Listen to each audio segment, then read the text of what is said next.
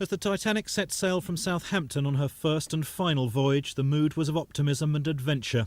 A bigger and ostensibly safer ship had never been built, but within days she went to the bottom of the Atlantic, taking 1,500 people with her.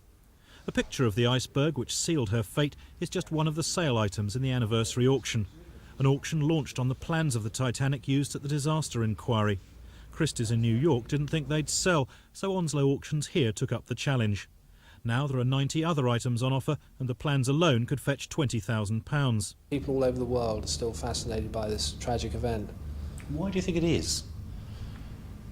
I suppose the magnitude of the disaster and the romance of it as well. It took 2.5 hours to sink. People had time to think, right, I'm going to stay with my wife. People had time to dwell on what they thought the best thing to do was. Perhaps the fact that people thought the ship was unsinkable helped people to stay on board until the last moment. One of the 711 who did survive, a newlywed, took an original nameplate from a lifeboat in memory of a husband who perished.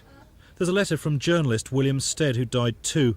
He wrote to an astrologer who'd warned him, "I hope that none of the misfortunes which you may seem to think may happen to myself and my wife will happen." Then the most bizarre Lot 23, the Titanic's steering system, which still lies 12,000 feet down. For a bid of over £100,000 would act as a commission for salvage. Whenever something as fascinating as the Titanic is around, there's always going to be people who want to go and investigate it or probe into it. So I don't think it's ever going to be laid to rest.